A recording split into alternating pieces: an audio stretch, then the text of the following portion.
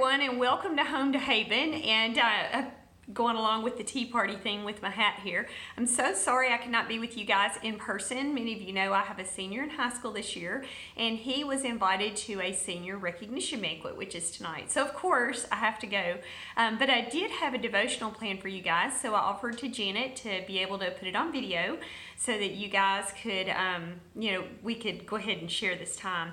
But I wanted to talk to you about another tea party that was in the Bible. I guess they had tea, I don't know. But I'm talking about when Mary, Martha, and Lazarus had Jesus over. And I want to read to you one of the passages, which is Luke chapter 10, and it's verses 38 through 42, and then we'll talk a little bit about that. Now as they went on their way, Jesus entered a village, and a woman named Martha welcomed him into her house. And she had a sister called Mary, who sat at the Lord's feet and listened to his teaching. But Martha was distracted with much serving, and she went up to him and said, "Lord, do you not care that my sister has left me to serve alone? Tell her to help me." But the Lord answered her, "Martha, Martha, you are anxious and troubled about many things, but one thing is necessary. Mary has chosen the good portion, which will not be taken away from her."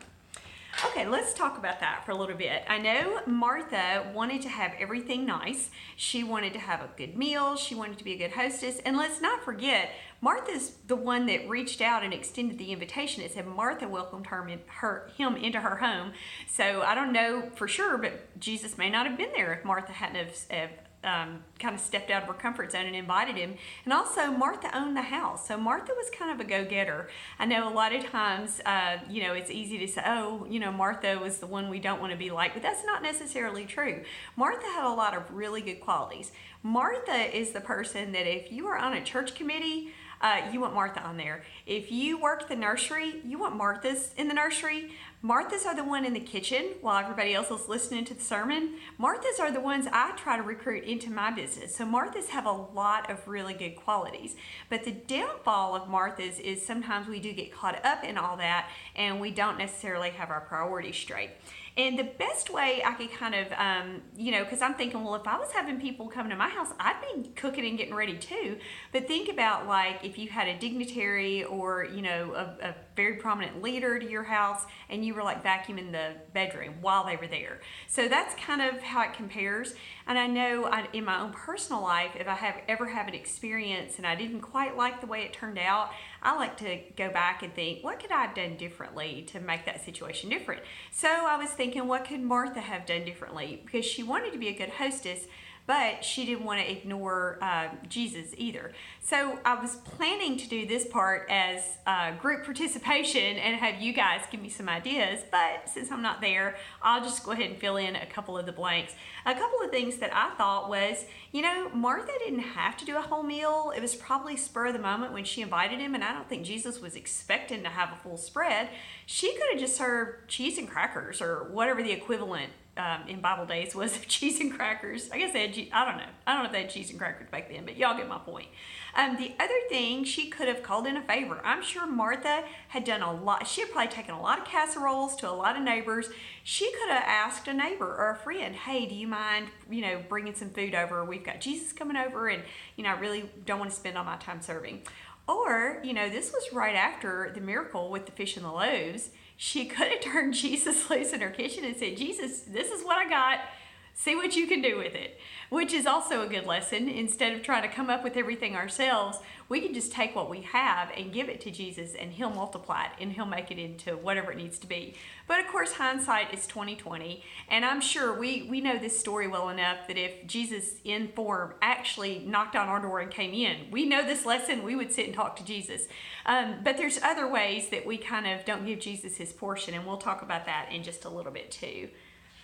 All right, but now we do want to do our part. So when we do have something come up, we don't want to use that as an excuse and, not do any work. So we definitely want to plan ahead. We just want to make sure we keep everything in our priorities. Now, Mary is kind of harder for me to relate to, but she did have her priorities straight, and she knew what was most important, and she didn't really lose sight of them. So let's talk about another time in Scripture where we see Martha, Mary, and Lazarus. John chapter 11, verses 1 through 18. I won't read it because it's a little bit lengthy. I won't read the whole thing. But if you guys want to go back and read it later, you can. John chapter 11, verses 1 through 18. Lazarus was sick, and Jesus was, in another town. And they sent word to Jesus that Lazarus was sick. And in verse... Jesus tarried. He didn't come right away. He stayed 2 more days, and Lazarus passed away. So by the time Jesus went back, Lazarus had been dead for 4 days. Now, I want to point out what happened when Jesus came back. In verse, let me see. All right. Okay, here it is. On down in verse 20, when Jesus shows up and Lazarus has been dead 4 days, it says, when Martha came to Mary, when Martha heard that Jesus was coming, she went to meet him, but Mary remained seated in the house. Now, this tells me that Martha, being a person of action, she had a problem with Jesus not coming. He knew Lazarus was sick. She knew he could have healed him, and he didn't show up. So Martha's reaction was to go to him and to just ask him, hey, Lord, if you had been here, my brother wouldn't have died. And so she kind of acknowledged the problem, and she went to Jesus with it. Now, Jesus is never offended by us asking or coming to him with our problems. He already knows them anyway. And it's a step closer to coming to a solution when you can't admit what the problem was. So she was very direct, and she went to him, and they had that conversation. But Mary, she didn't want to be around him, I'm assuming. She didn't even leave the house. She knew Jesus was coming, and she stayed where she was. Now, sometimes when we have a problem, we don't want to acknowledge it. We just want to stuff it down, and we want to not talk about it, not confront it. This is just my interpretation, but it seems to me like Mary didn't even want to be around Jesus because of what had happened. So when we have problems in our lives, we tend to react. Sometimes I react one way, and sometimes I react another. Sometimes we want to confront it head on, and sometimes we just want to bury our heads in the sand and pretend like, the problem isn't even happening. Neither one of those responses is necessarily wrong. That's just kind of human reaction and how we react to stuff. All right. So yeah, Martha's drive kind of led her to look for answers in that. All right, so another thing is back to, I should have said this earlier, but back when Mary and Martha had Jesus in their home, Martha's discontent didn't start until she compared her situation to Mary's situation, because she saw her sister sitting there and enjoying Jesus, and she compared it to her situation. So comparison will change our story and steal our joy. So we don't want to compare ourselves to other people. We just want to compare ourselves with scriptures. And let's see. Oh, here's another thing about Martha when she confronted Jesus. And I'm sorry, I'm skipping from one to the other, but when this all made sense when I wrote it out, but now I'm back to it. I probably should have put this in a different order. But Martha going to Jesus, she went where she needed to go to get to the answer of the problem. And a lot of times we go to Jesus last. If we have a problem, we're going to go to our friends, we're going to ask for prayer maybe, or social media, or our family. And sometimes it's like we put Jesus at the bottom of that list when he should be the first one that we go to. And, like I said, Jesus already knows it anyway, so, admit it to him is the first step. He's not offended by our honesty. He's very eager to listen. And Jesus offered Martha the answer, and he told her that Mary had chosen the good part. So I looked at that, and what exactly does that mean, she's chosen the good portion? So I looked it up, and a few places in Scripture where I could find portion, it was talking about sometimes like a piece of property, but it also refers to close fellowship with the Lord as one's portion in life. So a few scriptures that I found were Psalm 16:5, the Lord is my chosen portion and my cup, you hold my lot. Psalm 73:26, my flesh and my heart may fail, but God is the strength of my heart and my portion forever. Psalm 119:57, the Lord is my portion, I promise to keep your word. And Psalm 142:5, I cry to you, O Lord, I say, you are my refuge, my portion in the land of the living. And that's still not really a word that we use very often in our day and age. So I heard a really good illustration from Francis Chan, and I'm just going to totally steal it because it just made perfect sense when he kind of gave this illustration. I was already kind of following along, and then when I heard this, I thought, oh, that makes perfect sense. He said that when he goes out to dinner with his wife, a lot of times they'll share a meal. For one thing, he doesn't want to overeat. For another thing, it's cheaper to share one meal instead of having two. So they'll bring, one meal and an extra plate. And what he always does is he cuts his wife's portion first and gives it to her, and then he eats his portion.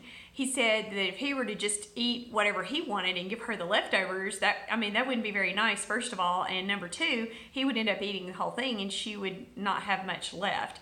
And that's kind of what we do a lot of times. So practically speaking, and these are just, for me especially, and you guys may have some more. And again, this was going to be class participation. So if you guys have some other things that kind of stand out to you, then that's great. But one thing that I think about is, with our tithes and with our finances. I know I've been guilty of that. I look at my checkbook and I think, well, I'll wait and tithe next week. But that's really getting my portion first and then giving Jesus the leftovers, right? We're to give tithes off the first fruits of our increase. And another one is with our free time. We can volunteer for, stuff at work or, whatever, go places with friends. But then when it comes time to volunteer, maybe do something at church, maybe we're too busy because we didn't give Jesus the first portion. We gave everything else the first portion, and then we're trying to give Jesus our leftovers.